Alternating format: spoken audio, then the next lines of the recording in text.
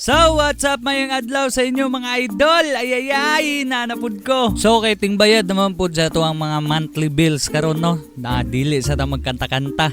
Dire sa ta sa tuang gamay negosyo. Kay naningil naman po si Nord sa iya ang pinakabagtik nga serbisyo, maong kinahanglan yun na tumubayad. Kay lain ra ba ni sila, mamutol ra ba pud ni dayon kundi ta makabayad og pila ka adlaw lang. Maong giadto na nako dayon ng kompyuteran kay para makaharvest na ta sa tuang kita karong bulana. Sa video makita ninyo nga medyo gamay ra gyud atong kita karong bulana kay gamay naman lang ang mga bata nga magdula tungod kay nanay klase. Basin matingala mo nga nung ginaog pa nako ng box para makaharvest lang. Mo po na akong isa ka problema kay kana nga box ang abrihanan naa sa likod.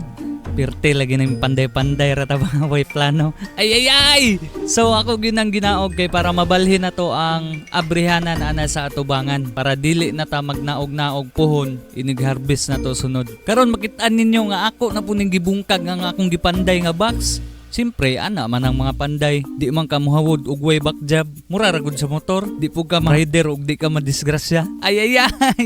So karon perti man gyud akong dugaya na humagbungkag ani. Sa kadugay na abtan na lang og kog buntag tanawa.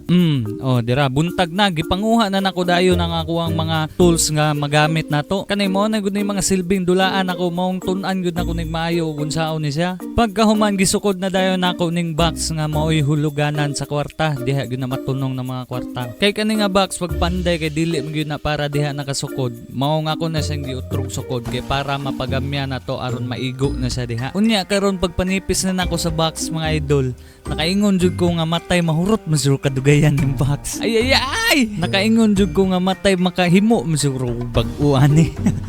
Pero kadugayan akong sapsap mga idol na sigo rum gyud pud hinuon siya. Ayaw lang gyud tanawa ang quality ana kay basta kay maigo na siya diha.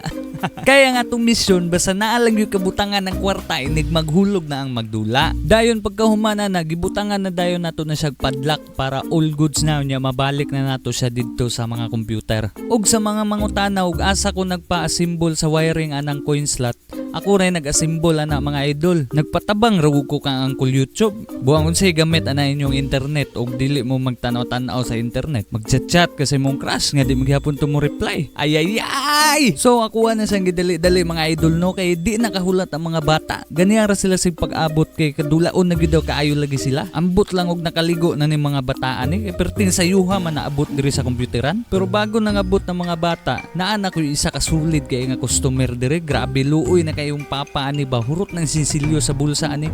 Sulid jud ni siya diri kada adlaw gyud magdula tanawa.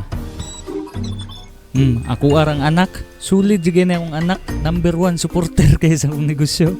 Pero sa halin ra gyapon magkuhag panghulog. Unya karon pag humana na kog setup sa tanan-tanan gyud diya na nanula na mga bata. Kuha nilang mga ginapang dula, Roblox. Dagan siya na naga-knives out po diri Generals, GTA, mao gyud na mga dula sa mga bata. Ug maora to dagan king salamat sa inyo mga idol. Ay! Bossing! Kumusta ang buhay-buhay?